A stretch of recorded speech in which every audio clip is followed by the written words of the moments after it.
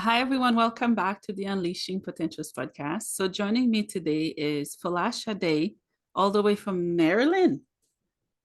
Welcome. Yes. Yeah, Thank you for having me, Brenda. I appreciate you. you're welcome. I'm so happy to talk to you because the work that you do is so crucial and needed, I believe. Hmm. So, can you start by telling us who you are and what you do? Well, first of all, I want to say thank you so much for allowing me to be on your platform. Well, as she said, guys, I'm Folasade. I'm a mom, entrepreneur, small business growth strategist, and the list goes on and on and on. But basically, my overall purpose is to really help individuals and small businesses be able to build generational wealth, save money on taxes, a sustainable and profitable business. And so what I realized throughout my journey is that most people never really achieve their ultimate level of success because of two things: Mm. accounting, which is your finances, and accountability. So my goal is to bridge, can all achieve financial success and financial freedom. Yeah, I love that. Because so many people do struggle with finance or they don't understand it. And I'm very sure there are taxes in the states where you are. We do have taxes here as well. I find that filing my taxes is an example. I struggled with it so bad, but there are people like you and communities that do provide the help and extra resources just to help people. Yes, no, you know what, you said a key point, that when you went to file your taxes, you struggle. At least you can admit it. Yes. Most people, they never want to say, oh, I tried to do my taxes and it was hard, or I didn't know. No, they sit there and try to perform and act like they know it rather than, reaching out to people like myself and obtaining the additional knowledge that they need, because just using those systems to file the return Mhm. never. And oh, why you have to pay more money, or why are you getting money back, or why was it late? Most people that's not professionals, they never understand it. But most, especially in our brown community, Mhm. they tend to not reach out and get they need so they can know a little bit more about their taxes either. Yeah, I've never heard of the term accountability accountant. When I saw it, I was very excited because you're holding people accountable to what you know they can do and how they can save. Yes, hmm I love yes. that. Did you find that the work that you do, how did the pandemic impact it for you? Negatively and positively, it impacted us.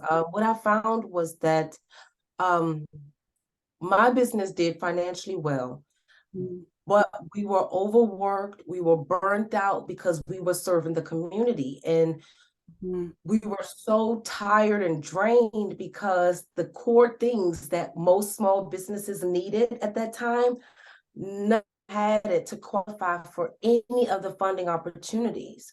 So Mhm. they had us winging things, going back, trying to do back cleanup, back bookkeeping, filing back tax returns so we can, get them caught up so they can have the tax returns that they need to apply for the loans. Mhm. So from my perspective, we were overworked and slightly a little bit underpaid for the Mhm. stress that, but I found that if we didn't step up with the manpower that we have, a lot of businesses would have been shut down by now. Mhm. They wouldn't have been the grants, the loans, or even qualify for the loans to be forgiven and things like that. So I think we played an intricate role in the overall success and the position that small businesses. Mhm. Yeah. Thank you for sharing that. That's something that I'm hearing or seeing or possibly experiencing: overwork and underpay. And I find that so many different professionals have gone or still going through that experience. And it can be frustrating because when you're putting your best out and you're not getting the level of appreciation back, for doing what you do so well. What are your thoughts on that statement? I think we have to not even look for any validation or appreciation, because everyone is human. I came to the industry to serve. So even if our clients wasn't as gracious as they could have been, I knew that a year from then, they'll be like, Folasade, you did it. Thank you so much. So in the moment, it felt terrible. You know, it was hard to deal with because we didn't feel appreciated, right? But when we get out of the pandemic, the majority of our clients call us and just in a better state. So just the impact and the point that we try to serve here at my firm, we wasn't looking for no to say thank you Folasade, because they had to stay focused on getting their family structured and organized and keeping them healthy and maintaining the business and their staff. They had other issues to worry about rather than my feelings and my, or my of their level of gratitude towards us. So no, they did all right, put their head down, work, and sustain the businesses. But what I do find is that if we don't go back and tell the people that, oh, that, or we appreciate it, then you may end up having to be in that situation again, and we may not be forthcoming in assisting. So it is important that if you know someone really assisted you to catch or to just whatever they did, they thank you in some sort of form or fashion, because you never know when you're going to need them again and or in what capacity. So yeah, you're right. And I know during the pandemic, even after the pandemic, there were so many strikes from any businesses and companies. But where I am mostly with doctors and healthcare professionals, I mean, these people bleed, they sweat just to help everyone else to survive. And I felt that they still are at times being let down by the system, by governments. And do you help companies like that with the line of work that you do? Yes, I do help companies, doctors' offices and any type of small business, because I tend to not try to niche down. The professionals say I should niche down, but I'm ADHD a little bit, so I like to learn different industries, and it just makes me the best accountant, because the more business you know, the better you can be. So yes, we definitely help businesses in that sense. And so what I was thinking in terms of like the doctors feeling, like they validate, I think what we should have done at that point was attempt to try to apply for a lot of the government funding, because I don't think that the people itself would have, even if everyone thanked us, it just wasn't enough. I felt like the government was supposed to be supplying and paying the government, the doctors and the key personnel people extra money to sustain our economy. Even us, because we had to do all the SBA loans, the PPP. We didn't, up till this day, we have not even received dollars per application from the SBA. Wow. So the little compensation that we would have received, we didn't. In that sense, I think what the government could have done differently was maybe have funding opportunities for the doctors and for the nurses like that. And then if we are in that predicament again, we all need to go right SAMS.gov, right onto any government funding site and see if it's any funding opportunities. And I think that's what we missed out on. We were trying to keep the businesses, but not really looking at the massive opportunities that were there. Yeah, you're right. You're right. I love that you don't stay in one box, because when we stay in a specific niche, we limit ourselves. We limit how much we can do and how much we can help. I feel that in a way we're similar, because when I wanted to start a podcast, people are telling me niche. I'm like, what the hell is a niche? I just have a story. I want to help. I want to talk. So yeah, girl, don't stay in anybody's boxes or cliques, nothing. So that's inspiring to step out, to follow, to do what you know is right. I love that. Thank you. You're welcome. So let's go over some terms. I know you're in the States, I'm in Canada, but the terms are very similar. All right. Because as an immigrant, when I first came here, I'm like, what the hell is tax? Who does it benefit? I had no clue. And there are many countries that doesn't have those systems put in place or tax. So the first term we're going to go off with is, what is a lost revenue? Oh, well, good one. So lost revenue. So first of all, I have to define what revenue is. Mm, So revenue, the income that your business brings in from the products and services that they offer. Okay, so that's revenue.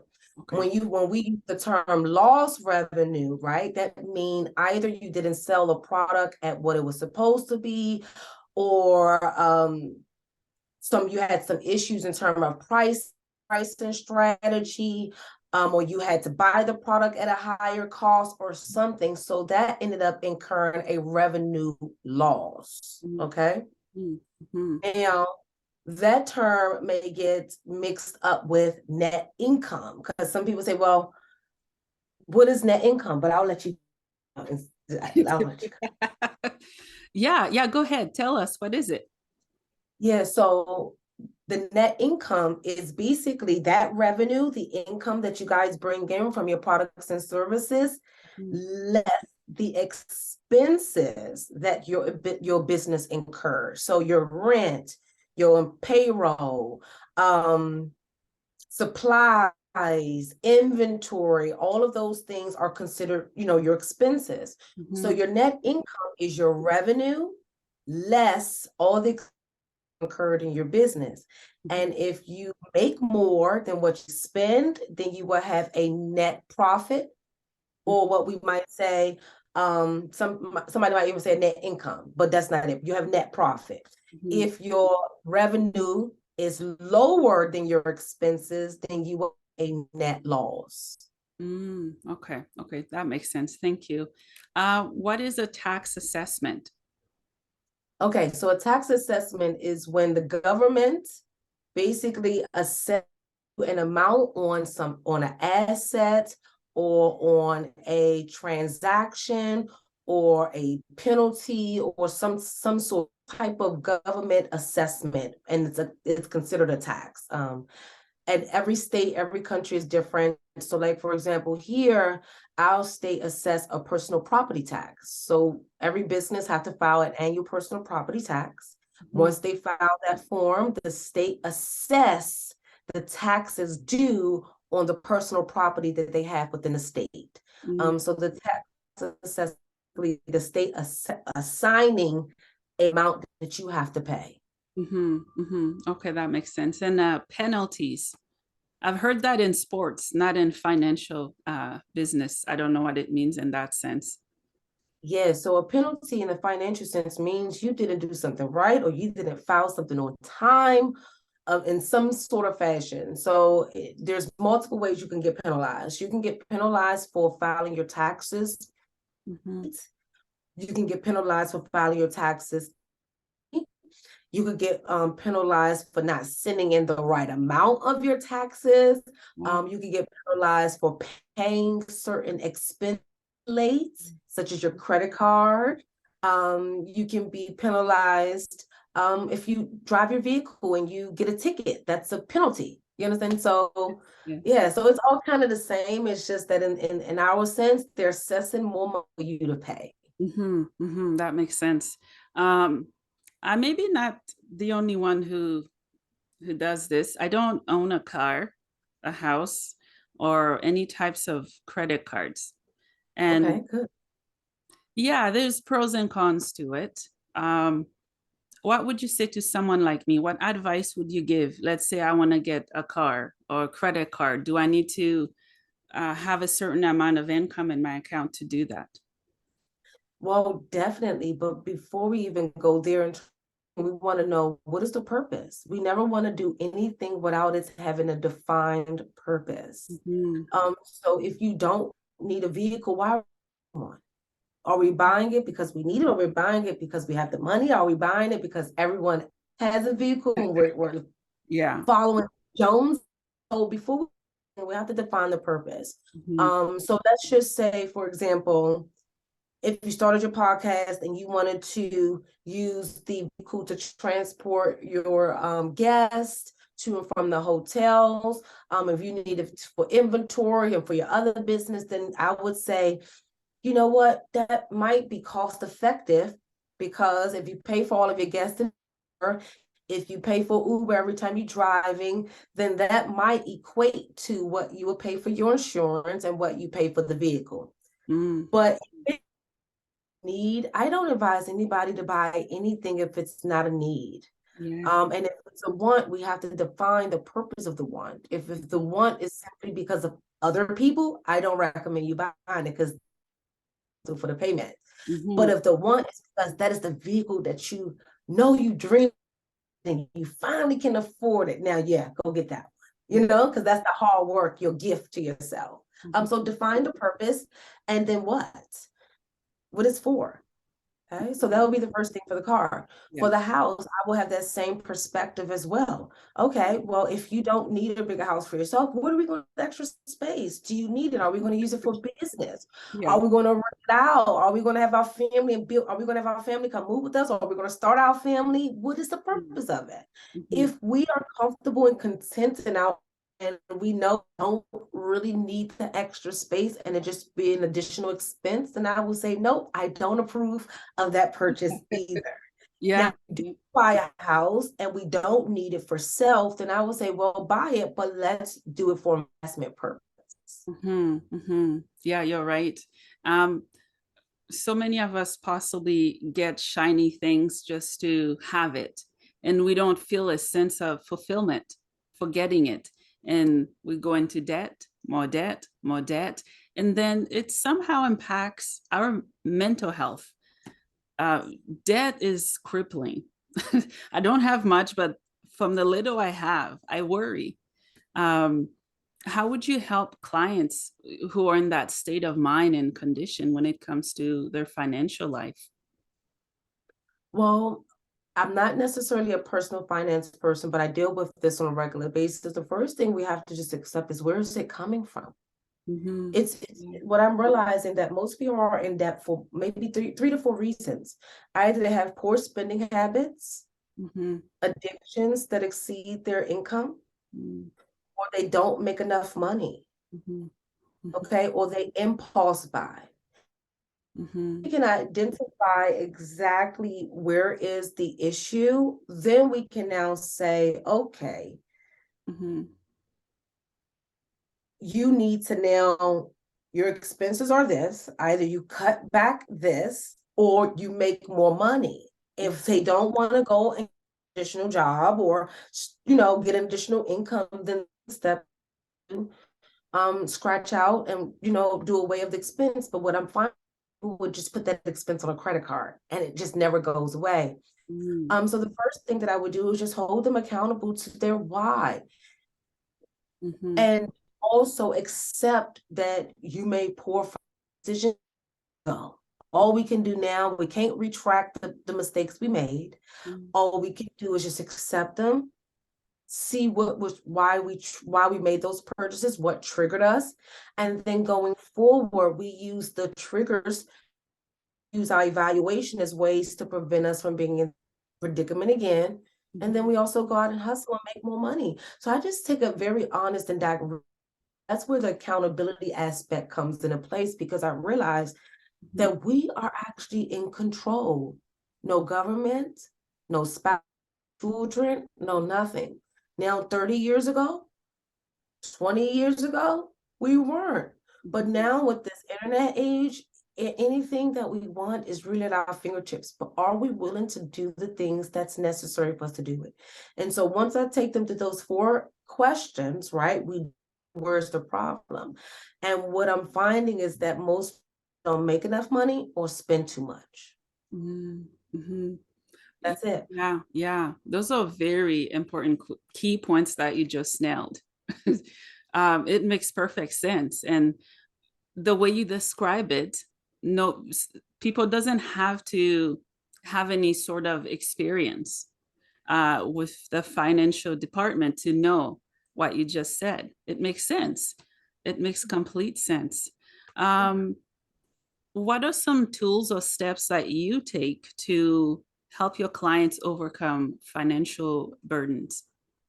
Well, some of the tools that we end up using, I do recommend my clients use them, is like my planner that I have. I have my ultimate accountability planner. And so as a mom, mompreneur, and all of those things, I use that to hone and like pull everything together. Okay. And then I also use out my phone and Alexa and like the normal tools that we all use to pull everything together. And then from a financial standpoint, I used about 3 different softwares, but I use 2 consistently.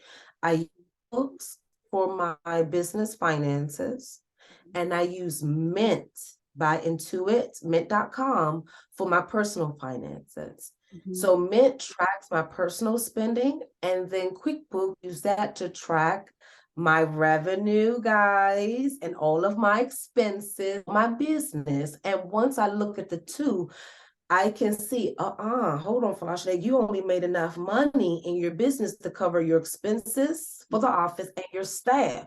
What about your income? What about your savings? So, okay, you need to go make more money so you can take home more. And so the amount that I take home shows on my Mint. And if that's not, what am I doing on the business? So what I realized is that using those tools and really having this mind frame that I have, well, as the accountability accountant, that everything in our lives are intertwined and connected. If we don't make enough money in our businesses or on our jobs, our household falls short. If we overspend in our households, then guess what? We put more strain on our outside sources to make more or to accommodate us or to help us. Mhm. Um, so Mhm. we just have to just basically figure out your comfort. I just recommend people best for them, because some people may say, oh, using a planner may not work for me, using a Excel sheet might work for me, or using just a calculator or using my brain may work for me. I don't recommend that. You have to system, guys. Okay, don't just use your brain and don't just whip out the calculator, because you really don't get to see the true picture of your finances. But figure out what works best, and you don't have to be. Guys, see the YouTubers which just look so amazing and perfect. It don't have to be perfect. Mhm. All it needs is be readable and understandable for you. Mhm. Yeah, yeah, I love that. I love that you advise your clients to use a planner. I have a planner and I don't own a business. And Mm, yeah, I don't. Like there's my rent and groceries. Without a planner, I feel like I'm everywhere and I don't have control of my finance. And when I don't, I stress because I don't know what's going where. So I'm guessing, a planner can work for anybody. They don't need to yes. own a business, a car, a home. They can just have it there as a guide so they can see where the money's going. So I love that you do that. Mm-hmm. I actually even love that you even brought that up, because you say that you are able to really see everything. You're not able to be in control. Of Mhm. control makes you frustrated or bring a form of anxiety. And that is exactly why the majority of Black people live on the edge and suffer from anxiety and stress and depression, because they're keeping that level of their finances blindly and leaving a level of uncertainty. And I guarantee that if most people thought like you and I, and at least just use the basic planner, at least they'll know 30 days ahead of time that they're going to fall short financially. Mhm. 20 days from now, by you using a planner, oh my gosh, if my check don't hit or something don't come through, I'm not going to be able to cover my expenses. But the average person that's not using any system to track anything, just imagine anxiety live with on a daily basis. Mhm. Mhm. Yeah, and it can kind of get them in trouble with paying the important bills. And for example, rent or car or other expenses that are like you have to pay. There are some stuff like rent. You don't pay it, you get kicked out. That adds more stress. It's just having that there. Um, yeah, I love this topic. I love it because, so many people or relationships have failed over financial stuff. Let's focus a little bit on that, how financial burdens or traumas, you could call it, how it impacts and split families and relationships. Let's focus a little bit on that. What are your thoughts? It goes to destroy and kill and works.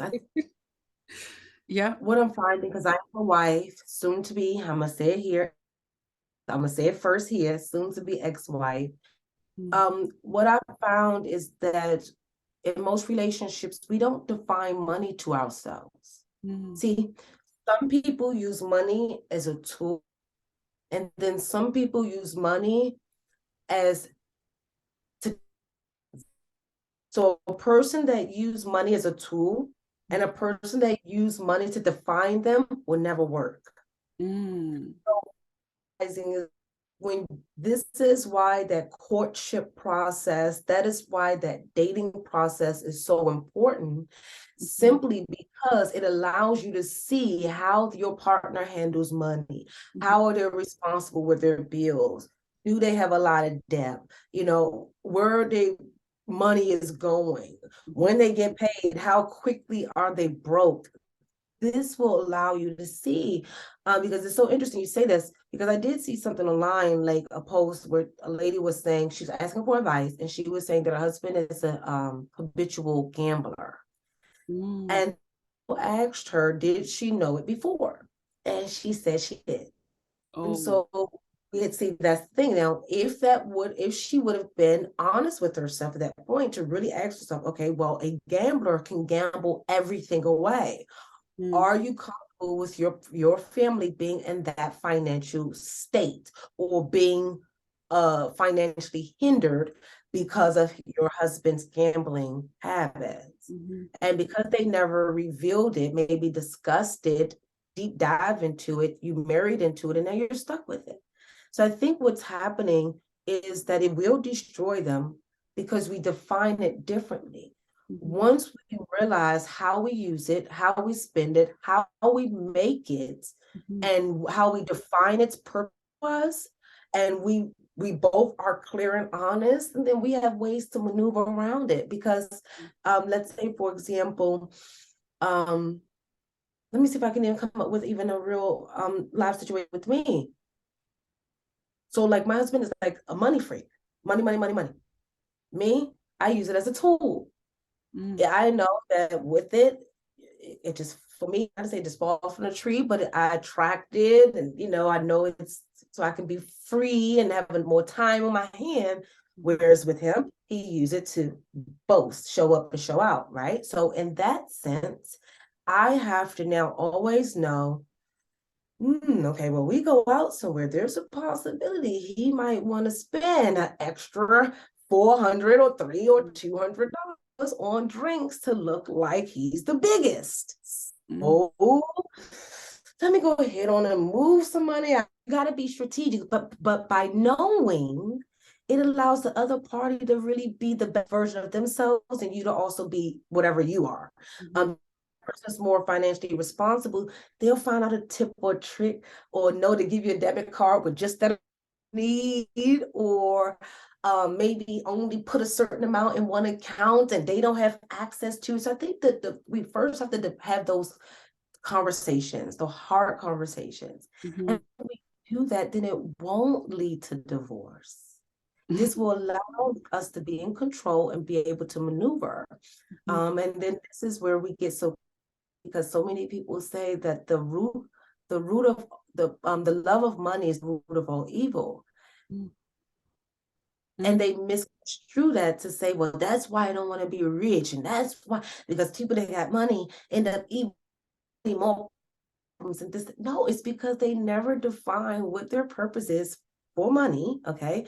And if you have any intentions, the moment you get money, it will seem like you are rooted in evil. It will seem like everything you do is evil. You know what I mean? If you just all of a sudden get money, because you never showed us that was who you were before. So having those conversations, and taking time to really get to know each other throughout the process, I think will prevent families being desecrated with financial issues. Yeah, thank you for sharing that. Yeah, there has always been that kind of feeling towards people who have more money. like really, really successful, rich, famous people. But I bet you those people did not start rich. Very few rich people that are born into rich family, they go volunteer in Africa, they adopt kids overseas, they build orphanages, right? Um, in my opinion, not all rich people are spoiled brats. They're actually using that money to help other people. And I hope one day society can kind of break down that wall that they put up about rich people, about people who are actually using their money. Because any of us could be rich, whether we define that as poor rich or rich rich, because all of us get money monthly somewhere.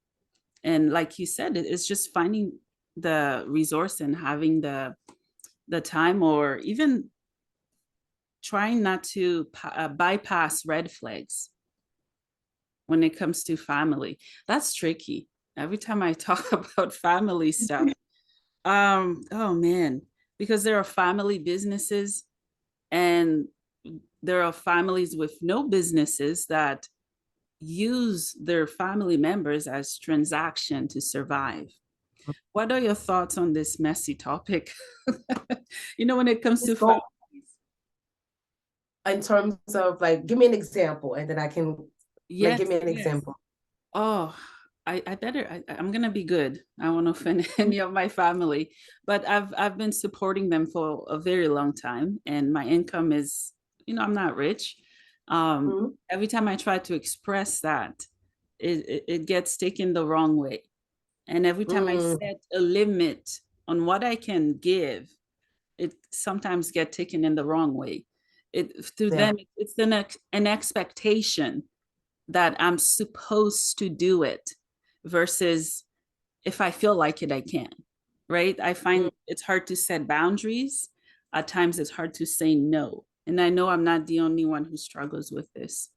No, you're not the only one. I think 90% of us that in the Black community, we call that the Black tax. It's like we are imposed or forced to take care and help our families out. And that's where it gets challenging because a lot of our goals get crippled because of it.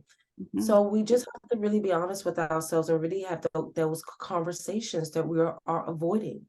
And so that conversation actually looked like this. Is it fair? Like you don't start it off like that. You go to the house, chat a little bit, and um, you may ask them, do you really need? You may have to hit them with that. Do you really love me? Do you really care about me? Oh, yeah, yes, yes, why you ask? I'm really starting to believe that that's not the case. Oh, why do you say that? It seems like every time when I try to set boundaries to protect myself, which is a form of love for myself, mhm, that you tend to kind of force me to do what I'm uncomfortable with doing for you financially. mhm, And that's where the vote might come. You may have to be like, you're gonna have to, this is where we have to put panties, now big girl panties on, and just say, I don't want to, no, no, don't get worked up. No, no, no. I'm gonna step away. I'm mhm, really never gonna help you again. Get a big deal. I just want to just let you know that when I say no, that means no. mhm, But mhm, one thing I learned is that they still have the right to ask you, but you still have to stand firm yeah, on your no. mhm, mhm, mhm, So us telling them that, hey, show like you don't love me, that still don't resolve anything. The resolve is standing firm on your no. mhm, And you have to see that you're not going to be able to achieve your financial goals if you don't say no, might allow you to say no easily. mhm, Because it may look like you saying that, you know what, no, I cannot help you this time because that will prevent me from not being able to do this. mhm, mhm, Maybe saying that maybe the first 10 times may help you. And then at that point, that's solid no. And then at that point, they're going to eventually ask it because after about 5 no's, they can't rely on you anymore. They may have to find an alternative. mhm, But in the end, they'll realize they can't get over on you either. mhm, And you mhm, shouldn't be, no one should be no one's guarantee for their shortcomings. mhm, mhm. Yeah, yeah, I agree. You brought the word love. I, I've always sort of been allergic to that word because so many people misuse it to get what they want and to manipulate, to reach into people's accounts or pull a little bit on their heartstrings just to get it, Mhm. right? And I know there are so many of us that are so powerful and strong in our Yeah. love. We know when we're being fooled by those people who are saying, "Hey, I love you, send me this," right? Yeah, thank you for sharing what you had to share on that because yeah, that's a sticky one. And so many people like me, they're probably or in worse situation as well. It can be stressful Yeah. because we feel that we let people down when really we're trying to stay afloat. Mhm. um, I always say that my kids are my priority, they're my responsibility. Whoever I brought into this world, I give birth to them as their mother, parents. Those are my priority. I'm going to make sure they live, they survive, they don't die, they get what they need to thrive. And obviously, not Yes. everyone can accept that, even family members, unfortunately, in my And it's not our responsibility to even care at that point. We have to do for self first, and then, everyone else outside of your first home is secondary. And you Mhm, cannot sacrifice the first home for the secondary home. Now, that doesn't mean be selfish or stingy or anything, but we all have to have some boundaries. mhm, And if you don't feel like it's genuine or really because they really need it, because see, a lot of times they're asking us because they're not putting forth the extra effort on their end. mhm, mhm, We cannot be their scapegoats, or um their bridge to not accept accountability for their lack of hustling, getting a better education and doing what's necessary, or accepting that they need to again cut on something that they're asking you to cover. mhm, And mhm, so what I would do, I would just hit them with the 212. You asking me for that same bill? I think you may need to reevaluate your expenses if I'm having to cover one of your major bills every month. mhm, mhm. Yeah, Or send them an opportunity, like if you know of anyone that's hiring that, can get them a higher pay, start sending them that. Oh, I saw an ad for, like, because we that's that black tax. I'm sorry. I've never heard of that. That's a really good term. Yeah, I didn't coin it. I forgot. I think his name is, I forgot the guy's name, Mhm. Sean something, but it's a book called The Black Tax. Mm, And it shows that once one of us become extremely successful, it's like we can never really achieve the ultimate definition of wealth because we're always taking care of our families and responsible for mm, everyone. That's exactly what's happening.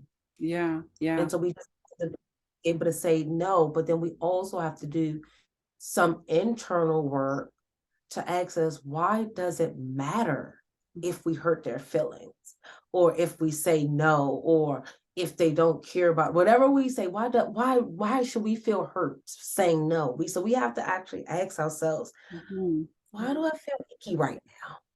mhm, Why do I feel uncomfortable when I know my family will be out of food if I give them this money? Why should I feel some kind of way saying no? And you may need to journal and define what that feeling is. mhm. Because once you can nip that feeling in the bud, then saying no would be easier. Yeah, yeah. And unfortunately, so many of us struggle to say no. Um, it goes back to generational trauma or anything in that area. Because I'll give you my own example. I grew up in a third world poor country and everything was scarce. So now I'm in a wealthy country, they call it, which is not always the case. I've worked in 2 homeless shelters. I've seen wealthy and not so wealthy and wealthy. Um, Now I'm a mom and kids and whatnot.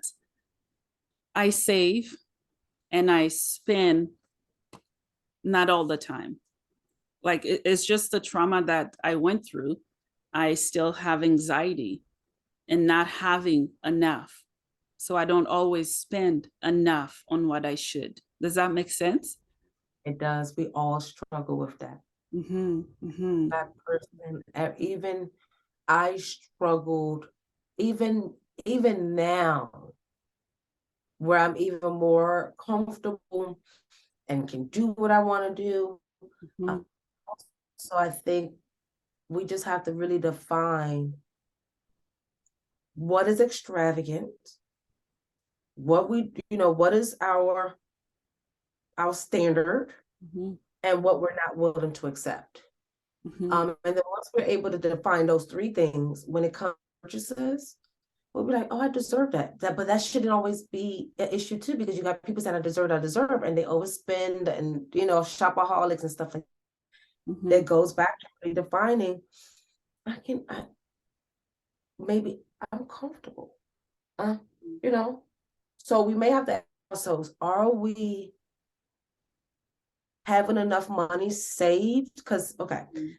here's why I'm saying this is because based on most financial people, they say, oh, you want to have 3 months of savings. Some people say, oh, you want to have 6 months of all your expenses saved.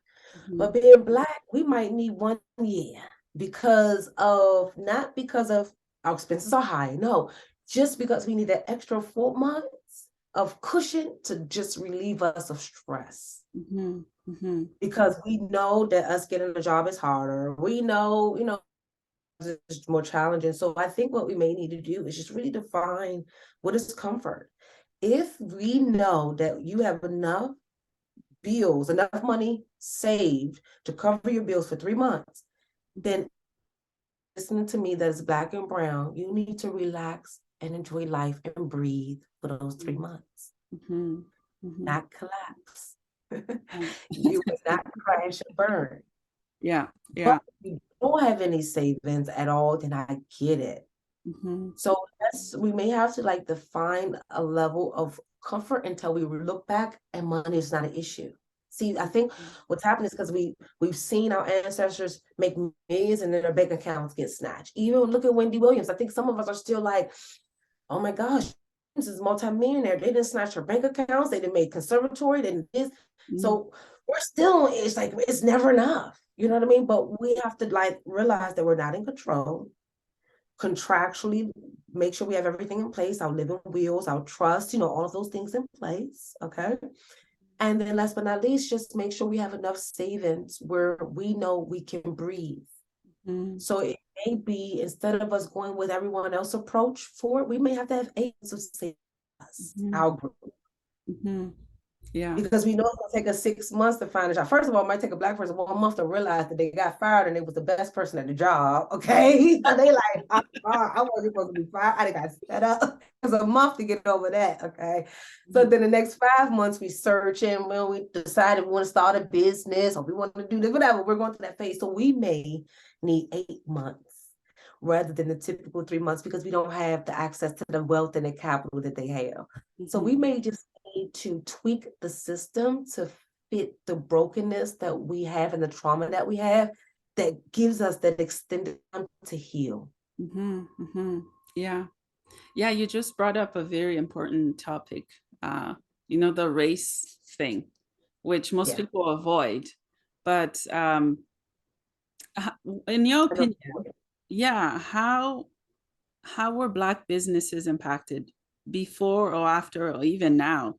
Uh, because we do struggle and we have to work a little harder and try harder, uh, to stay ahead. What are your thoughts? Fighting what battle? Like going to, okay, so I'm honest with you. Being a Black business owner is one of the toughest challenges you ever have. Mm, Because the first thing that you may accept is that we not want to work with you. mm, Then you're gonna have to accept that the people closest to you don't think you're good enough. mm, And they're not gonna come and use your services. They'll patronize your space. So there's a lot of emotional things. So what I would advise any Black person that's getting into entrepreneurship or really have a business and you're struggling across the board, regardless if it's finances, marketing, mhm, scaling, whatever it is, we actually have to have a relationship with God. It mm, is no way around it because you're fighting the impossible.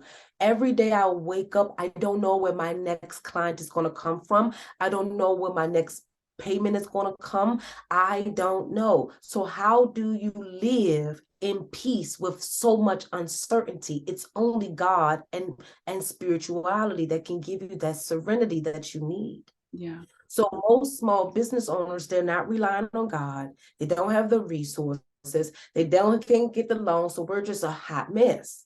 So I do feel that prayer and God, we can endure the long suffering that's necessary. Number one, because we're learning on the job. We don't have 3 decades of business ownership in our families. So everything that we touch, everything that we do, we're learning.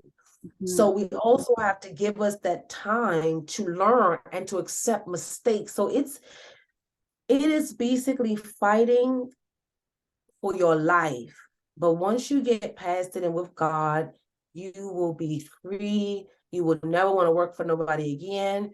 You will never question spirituality, abundance, God. You will never question respect. You will never question family help, support. I feel as though if any Black person get into entrepreneurship, we would now have a strong community of masculine, loving, nurturing men and amazing boss chicks and feminine women. Like a whole, we will have everything that we need simply because I feel as though entrepreneurship grooms you.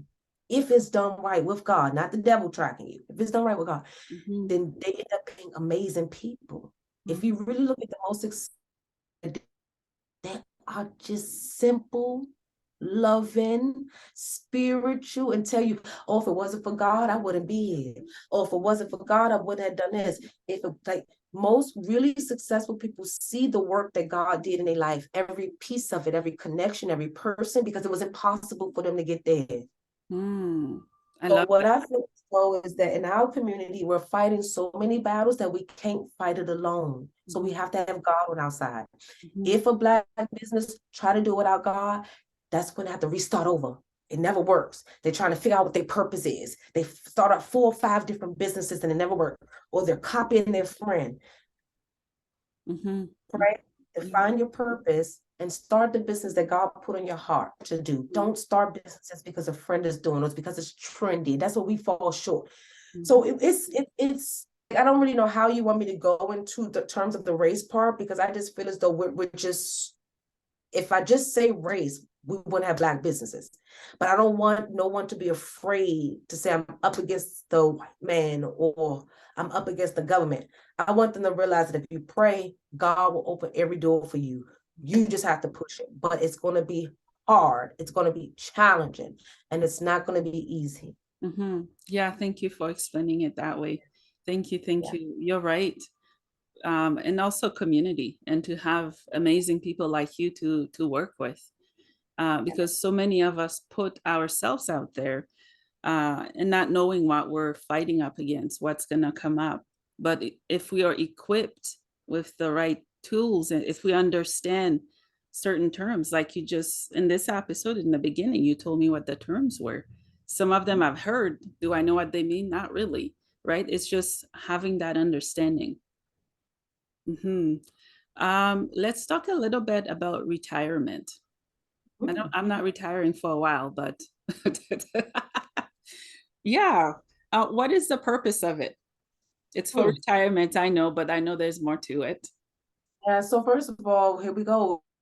State where they are just manipulating so many words that you have to really figure out if you and that person are on the same page and define everything nowadays. So we have to define what retirement is. Retirement is in a phase of life where you no longer have to work, okay? Or you're not capable of working anymore, or mentally unable to work. You have enough money saved, living corners in order for you to just sit back and kick your feet up and do what you choose to do on a day-to-day basis. Now that's what I consider retirement. Now, the government stipulates their own retirement age and their own everything. But you don't have to go by the government standard. If a person say that they want to retire at 55, we can do that. You just contact your financial advisor. If you don't have one, contact one. Say, hey, buddy, I'm such and such. I want to retire at 55. Oh, cool. All right. So this is what you might need to do. You might need to set up this and save this and buy this, and here we go. So one thing I must say is that retirement, it just doesn't come, because we're leading into a time where they're not even really trying to allow us to retire. They're shortening and pushing the age up and up. So really most people are going to die before they have the opportunity to retire. So what I would just say is that you, as an individual, all of us have to define what type of life we want to live. Okay. And what age we want to retire. When is it enough is enough? Yeah. But we have to do that now, guys, so we can now start saving, working, investing, and building our businesses, so we can now have the money that we need to be able to retire. So that's the kicker. And so when you guys get to that age, if you don't go through the steps now, you're not going to have anything to retire on, because our Social Security might be gone. I think you guys have like a pension over there or something in Canada, but We have a bunch of them.